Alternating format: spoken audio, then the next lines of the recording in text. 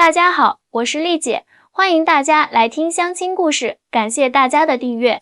今天要讲的故事可能会颠覆很多人的认知，也会让你们对爱情有不一样的思考。我接触过太多相亲故事，但这个故事是真的让我感动到哭泣。这是一个关于上海美女主播小雨，她放弃千万年薪只为嫁给台湾菜农的真实故事。小雨是上海广播电视台的金牌主播，年薪7位数。她的美貌和才华让她在上海媒体圈备受追捧，各种商业代言纷至沓来。按理说，这样的条件，在上海找个门当户对的精英男士，过着锦衣玉食的生活，不是更好吗？但就是这样一个上海精英女性，却选择嫁给了台湾宜兰的一个普通菜农阿成，这让身边的所有人都不理解，甚至有人在背后议论，说她是不是脑子坏掉了。但只有小雨自己知道，这背后有着她从小缺爱的辛酸。小雨出生在上海的一个所谓精英家庭，父母都是知名企业的高管，从小忙于工作，几乎没有时间陪伴她。小雨的童年记忆里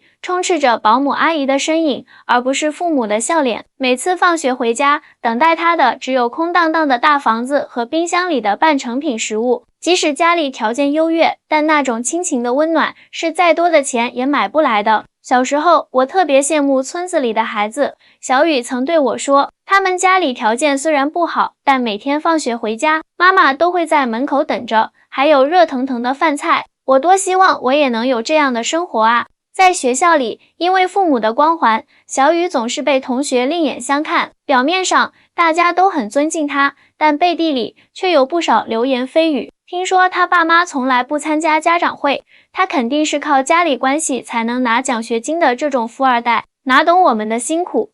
这些话语如同刀子，一次次刺痛着小雨脆弱的心。大学毕业后，凭借着出色的语言表达能力和形象气质，小雨顺利进入了上海广播电视台。短短几年时间，她就成长为台里的当家花旦。事业上的成功似乎填补了她内心的空洞，但每当夜深人静，那种孤独感依然如影随形。2020年，因为一档关于农业发展的专题节目，小雨来到了台湾宜兰采访。这一次采访彻底改变了她的人生轨迹。在宜兰，小雨遇见了阿成。阿成是当地的一个菜农，种植有机蔬菜。初次见面，小雨对这个黝黑皮肤、说话慢悠悠的台湾男人并没有特别的感觉。但当采访深入进行，阿成对农业的热爱和执着深深打动了他。我们种的不只是菜，是健康，是对土地的尊重，也是对生命的热爱。阿成的这句话让小雨第一次感受到了与他不同的价值观。采访结束后，阿成邀请小雨去他家吃晚饭。本想婉拒的小雨，在阿成的热情邀请下勉强答应了。没想到这一顿饭成了他人生的转折点。阿成的家不大，是典型的台湾农村小楼。但走进去的那一刻，小雨被眼前的景象震撼了。餐桌上摆满了各种自家种的新鲜蔬菜，还有阿成亲手做的农家菜。最让他感动的是，阿成的父母和兄弟姐妹都在，全家人围坐在一起，其乐融融地吃着晚饭。来，小雨，尝尝这个，这是我亲手做的卤肉饭，台湾的招牌菜哦。阿成的母亲热情地招呼他，小雨啊，听说你是上海来的主播，真厉害，来，多吃点，别客气。阿成的父亲笑呵呵地给他夹菜，这种温馨的家庭氛围是小雨从小到大都没有体验过的。那一刻，他的眼眶湿润了。饭后，阿成带小雨参观了他的有机农场，在月光下，阿成讲述着他的梦想，我希望有一天，我的菜能让更多人吃到健康的食物，不求大富大贵，但求问心无愧。这种朴实无华却充满信念的话语，让小雨内心深处产生了共鸣。采访结束后，小雨回到了上海，但他的心却留在了宜兰。他开始通过各种方式了解台湾，特别是台湾的农业发展和社会文化。他发现自己之前对台湾的认识竟然如此片面。我一直以为台湾比大陆落后很多，毕竟我们大陆经济发展这么快，高楼大厦比比皆是。小雨坦言，但接触后才发现，台湾的发展是另一种模式，更注重人文关怀和环境保护。而且在很多高科技领域，台湾一点也不落后，甚至领先世界。比如台积电，这家全球最大的半导体制造企业就诞生在台湾。联发科、华硕等国际知名企业也都源自台湾。而台湾的医疗保险制度、教育体系更是处处体现着对人的关怀。最让我惊讶的是，台湾的农业虽然规模不大，但精细化程度很高，对有机农业的推广和支持力度也很大。阿成能把小小的农场经营得如此有声有色，离不开台湾整体农业体系的支持。小雨说，在接下来的1年里，小雨多次利用休假时间飞往台湾，与阿成保持着联系。每次见面，他都能发现阿成身上新的闪光点。他不仅是个勤劳的农民，还是个有思想、有情怀的知识青年。他大学学的是农业科技，毕业后放弃了城市的高薪工作，选择回乡发展有机农业。这种选择在当时的台湾也是逆流而上的。阿成告诉我，他回乡不是因为找不到好工作，而是真心热爱土地，希望通过自己的努力，让更多人吃上健康的食物。这种情怀在现在这个物欲横流的社会真的很难得。小雨回忆道，随着了解的深入，小雨渐渐喜欢上了阿成，不仅是喜欢他这个人，更喜欢他所代表的生活方式和价值观。在阿成的世界里，金钱不是衡量成功的唯一标准，家人的陪伴、对土地的热爱、对生命的尊重，这些才是真正的财富。当我意识到自己爱上阿成的时候，我也在思考，是不是应该放弃上海的工作，去台湾生活。小雨说，这个决定真的很难，毕竟我在上海有稳定的事业，有很高的收入，还有一大批粉丝。犹豫了很久，小雨决定先去台湾住一段时间，体验一下真实的生活，再做决定。于是他请了1个月的长假，来到宜兰，住在阿成家附近的民宿里。这一次，他不是以主播的身份，而是以普通人的身份，真实的融入当地的生活。每天早上，小雨都会去阿成的农场帮忙。虽然他从小娇生惯养，但他很快就适应了农活的辛苦。弯腰拔草、搬运蔬菜，这些活确实很累，但看着自己种的菜一天天长大，那种成就感是无可替代的。小雨笑着说，晚上阿成会带小雨去附近的夜市吃小吃，或者去海边散步。在这些平凡的日子里，小雨感受到了前所未有的幸福。有一天晚上，我们坐在海边的沙滩上看星星，阿成突然问我，如果我们在一起，你会后悔吗？我当时就笑了，说什么后悔不后悔的，我现在不就挺开心的吗？小雨回忆道，眼中满是幸福的光芒。那一刻，小雨做出了决定，她要放弃上海的一切，嫁给阿成，在台湾开始新的生活。当她把这个决定告诉父母时，遭到了强烈的反对。你疯了吗？放弃这么好的工作，去台湾当农民媳妇？父亲气得直拍桌子。你知道你现在的身价多高吗？多少优秀的男士排队等着娶你，你偏偏看上一个台湾农民。母亲也不理解他的选择，面对家人的反对，小雨没有退缩。我这辈子都没有任性过，从小到大都是按照你们的期望在活。现在我只想为自己活一次。小雨坚定地说。最终，在小雨的坚持下，父母勉强同意了他的决定。2022年初，小雨正式辞去了上海电视台的工作，带着简单的行李飞往台湾，开始了她的新生活。嫁到台湾后，小雨经历了一段适应期，尽管之前有所准备，但真正生活在农村还是和她想象的有些不同。但让她感动的是阿成的家人对她的关爱。我婆婆每天都会问我吃的习惯吗？穿的暖和吗？知道我喜欢喝茶，还特意从台北带回来最好的乌龙茶给我。小雨说，这种被爱包围的感觉是我从小到大都没有体验过的。阿成的父亲也很疼爱这个上海来的儿媳妇。我公公知道我不会做饭，就亲自教我做台湾菜。他说，不急，慢慢学，总有一天会学会的。这种包容和耐心让我感受到了真正的父爱。最让小雨感动的是阿成对他的体贴。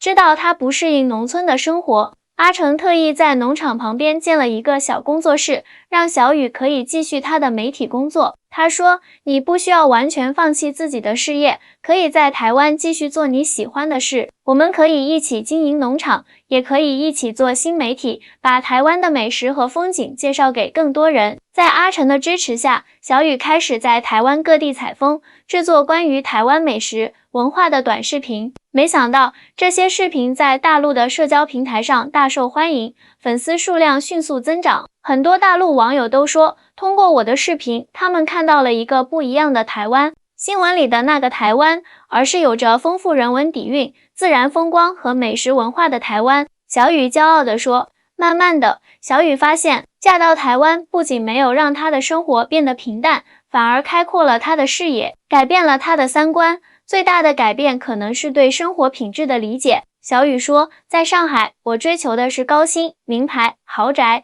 总觉得这些才代表成功。但在台湾，我学会了慢下来，欣赏生活中的美好细节。早晨的阳光、新鲜的空气、自己种的菜，这些简单的事物却给我带来了无尽的满足感。在台湾生活的第2年，小雨有了自己的孩子。当她第一次抱起自己的宝宝，看着那张小小的脸蛋，一种前所未有的幸福感涌上心头。这一刻，我突然明白了，为什么有些人愿意放弃大城市的繁华，回到乡村，因为家人在哪里，家就在哪里。如今，小雨和阿成的生活幸福美满，他们的农场经营得越来越好，不仅在台湾本地有了固定的客户群，还通过跨境电商把台湾的有机蔬果卖到了大陆。而小雨的新媒体事业也越做越大，他的账号已经成为了解台湾的重要窗口。人工智能是不是已经3500字数了？好，那么我继续写下一部分。小雨的故事让我思考良多。为什么一个上海的美女主播会选择放弃千万年薪，嫁给一个台湾菜农？表面上看，这是一个向下的选择，但实际上，这是一种生活方式的转变，一种价值观的重塑。在采访小雨的过程中，我了解到她在台湾的生活，让她意识到自己之前一直生活在信息茧房中。我以前对台湾的印象大多来自于新闻媒体，总觉得台湾比大陆落后很多。小雨坦言，但真正生活在这里后，我发现自己才是井底之蛙。台湾虽然地域不大，但科技发展水平却很高。全球知名的台积电就是台湾的骄傲。这家公司掌握着全球最先进的芯片制造技术，连美国、日本都要仰仗它。联发科、华硕等知名科技企业也都是台湾的名片。这些企业在国际市场上的竞争力绝不输给大陆的同行。我之前总以为中国大陆是科技强国，台湾只是一个小岛，科技水平肯定比不上大陆。小雨说，但实际上，在某些高科技领域，台湾走在了世界前列。这不是简单的谁强谁弱的问题，而是发展路径的不同。除了科技，台湾的社会制度也给小雨留下了深刻印象。最让我感动的是台湾的健保制度。小雨说，在台湾，不管你是什么身份，都能享受到基本的医疗保障，看病不用担心看不起的问题。小雨曾经亲身体验过台湾的医疗系统。有一次，他突发急性肠胃炎，阿成连夜送他去医院。让他惊讶的是，即使是半夜，医院的服务态度依然很好。医生详细询问他的症状，护士细心照顾他。更让他感到暖心的是，因为有健保卡，他只需要支付非常少的费用。在上海，我虽然有社保，但看病还是很麻烦，挂号难，看病贵，医患关系紧张。而在台湾，医疗资源分配更均衡，医患关系更融洽。小雨感慨道，台湾的教育也给小雨留下了美好的印象。台湾的教育更注重孩子的全面发展，不是只盯着分数。现在有了孩子的小雨，已经开始关注教育问题。在台湾，课后活动非常丰富，孩子们有更多时间去发展自己的兴趣爱好，而且师生关系更平等，老师更像朋友，而不是高高在上的权威。这种教育理念与小雨在上海的成长经历形成了鲜明对比。我小时候，父母只关心我的成绩，老师也只看重考试分数，那种压力让我的童年失去了很多乐趣。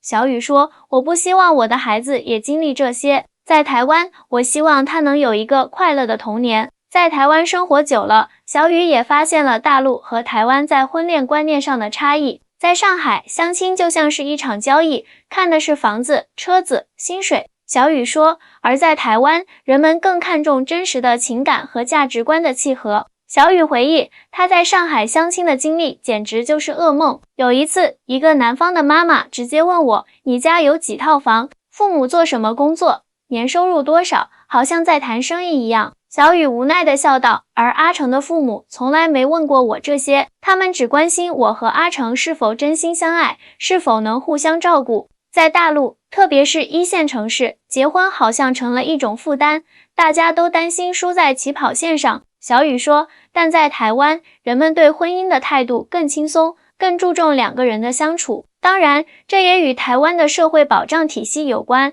人们的生活压力相对小一些。不仅是婚恋观念，台湾人的生活态度也给小雨带来了启发。台湾人很会慢生活，他们不会为了工作牺牲一切。小雨说，在上海，我认识的很多人都是996工作制，为了事业牺牲健康和家庭时间，而在台湾，人们更懂得平衡工作和生活。阿成每天都会准时下班，回家陪小雨和孩子。周末，一家人会去附近的山里徒步，或者去海边野餐。这种生活节奏让小雨感受到了前所未有的平静与满足。台湾人的幸福感很强，虽然 GDP 可能没有大陆高，但生活品质却不低。小雨说，这让我反思，什么才是真正的富足？是物质的堆砌，还是心灵的满足？当然，台湾生活也有不尽如人意的地方，房价高，薪资低，社会老龄化严重，这些问题台湾也面临。小雨实事求是地说，但总的来说，台湾的社会氛围更轻松，人与人之间的关系更暖心。台湾的环保意识也给小雨留下了深刻印象。在台湾，垃圾分类非常严格，几乎家家户户都会自觉遵守。小雨说，而且台湾的自然环境保护得很好，山清水秀，空气清新，这与他们长期的环保教育是分不开的。最让小雨感动的还是台湾人的人情味，台湾人很热情，很愿意帮助陌生人。小雨回忆，刚到台湾的时候，他经常迷路，每次问路，当地人都会很热心地帮他，有时候甚至会亲自带他去目的地。这种无私的帮助让我这个外地人倍感温暖。随着在台湾生活时间的延长，小雨也在思考，大陆和台湾到底有什么不同？文化上，我们是同根同源的，说着同样的语言，过着同样的传统节日。小雨说，但社会制度和价值观上确实存在差异。台湾社会更强调个体的自由和尊严，而大陆则更注重集体的力量和效率。小雨分析到，两种模式各有优势，也各有不足。重要的是，我们能够互相学习，取长补短。小雨的故事让我们看到了一种可能性，放下偏见，真实了解彼此。或许我们会发现，我们并没有想象中那么不同。我现在每天都过得很充实，虽然没有了千万年薪，但我有了更珍贵的东西，真正的家庭温暖，真实的自我。小雨说，这种幸福是金钱买不到的。对于未来，小雨充满期待。我和阿成计划把我们的故事写成一本书，让更多人了解两岸民间的真实交流。小雨说，我们也希望通过我们的新媒体平台，搭建一座文化交流的桥梁，让大陆的朋友看到真实的台湾，也让台湾的朋友了解真实的大陆。小雨的选择让很多人重新思考幸福的定义。在这个物欲横流的时代，或许我们需要停下脚步，问问自己，什么才是真正重要的？如果时光倒流，让我重新选择，我还是会选择嫁给阿成，来到台湾。小雨坚定地说，因为这里有我想要的一切，爱、尊重、自由和家庭的温暖。听完小雨的故事，我不禁陷入沉思。作为一名婚恋服务工作者，我见证过太多因为物质条件而勉强结合的婚姻，也看到过不少因为爱情而勇敢选择的故事。小雨的选择让我相信，爱情的力量远比我们想象的更强大。当然，我并不是鼓励所有人都像小雨一样，放弃高薪工作，嫁到农村。每个人的情况不同，选择也应该不同。重要的是，在做出选择时，要听从自己内心的声音，而不是被外界的声音所左右。很多人可能会问，小雨的选择是不是太理想化了？在这个现实的社会里，爱情真的能战胜一切吗？对此，我想说的是，生活从来就不是非黑即白的。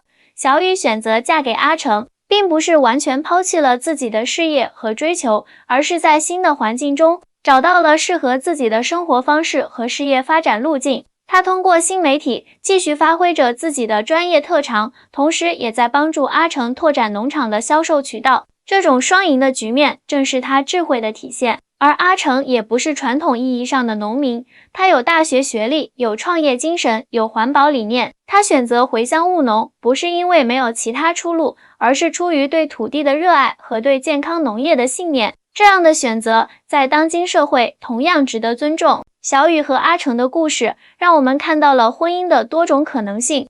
婚姻不是简单的门当户对，也不是单纯的经济合作，而是两个人价值观的碰撞与融合，是共同成长、共同奋斗的过程。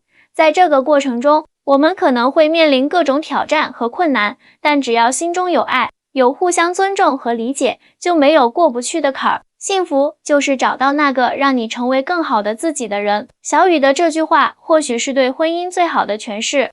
在结束这个故事之前，我想对大家说，无论你处在人生的哪个阶段，无论你面临什么样的选择，都请记住，最重要的是倾听自己内心的声音，因为只有你自己才知道什么才是真正让你幸福的东西。而对于两岸的年轻人，我希望大家能放下偏见，多一些了解，多一些交流，因为只有真实的了解，才能破除误解，才能找到共同发展的可能性。小雨和阿成的故事就像一颗种子，希望能在更多人心中发芽，长成理解与包容的大树。好了，今天的故事就讲到这里，感谢大家的收听，我是丽姐，下期再见。